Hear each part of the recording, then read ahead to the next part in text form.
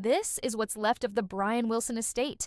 There are no personal belongings inside this house because it was stripped, auctioned off, sold. Now it's just a shell.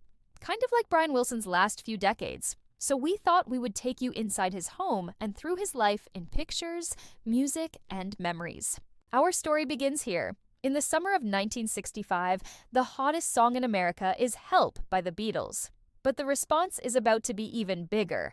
Meet Brian Douglas Wilson, the troubled genius behind the Beach Boys. At 23, he is already considered one of the most important figures in popular music. Footage of waves crashing in California, vintage 60s surfboards on a beach, faint sounds of God Only Knows playing. Voiceover, he gave the world harmony. He heard music where others heard silence. But in the end, the silence swallowed him.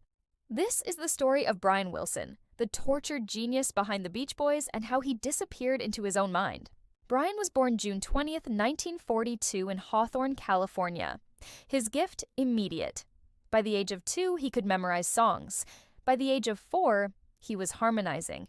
But his childhood was dark. His father, Murray Wilson, was abusive physically, emotionally. Yet he was also the man who pushed Brian into music. Home videos, early Beach Boys photos. Brian formed the Beach Boys with his brothers Carl and Dennis, cousin Mike Love, and friend Al Jardine. By 1962, they released Surfin' Safari. America's soundtrack had changed. The Beach Boys were Brian's dream. But Brian didn't want hits. He wanted symphonies. He was obsessed with Phil Spector's wall of sound. He studied the Beatles, Bach, Gershwin, and then it clicked. Clip. Wouldn't It Be Nice plays lightly in background. In 1966, Brian released Pet Sounds. It was his masterpiece. Critics hailed it. Paul McCartney called it his favorite album of all time. But America didn't get it. The album underperformed. And Brian, he broke. He wanted to top Pet Sounds. He called it Smile. It was meant to be his masterpiece. But the pressure was too much. He stopped showing up to the studio. He began hearing voices. He withdrew from the world.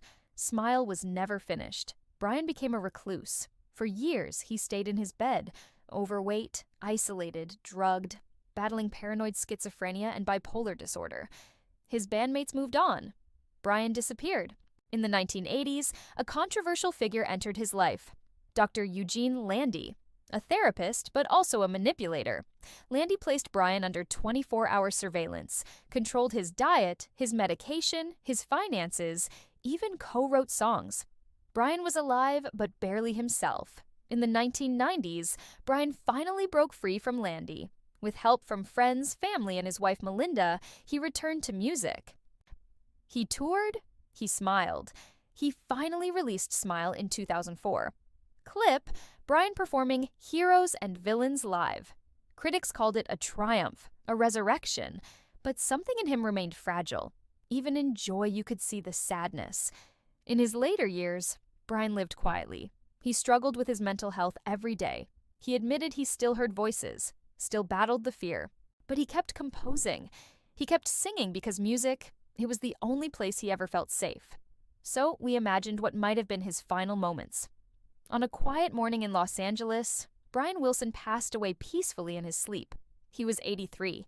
No screams, no drama, just silence, the kind he feared, but maybe, finally, the kind he could rest in. Brian Wilson changed music forever. Without him, no Pet Sounds, no Smile, no Good Vibrations, no Baroque pop, no surf rock. He was not just a Beach Boy. He was the ocean, unpredictable, beautiful, dangerous. And now he is part of its rhythm.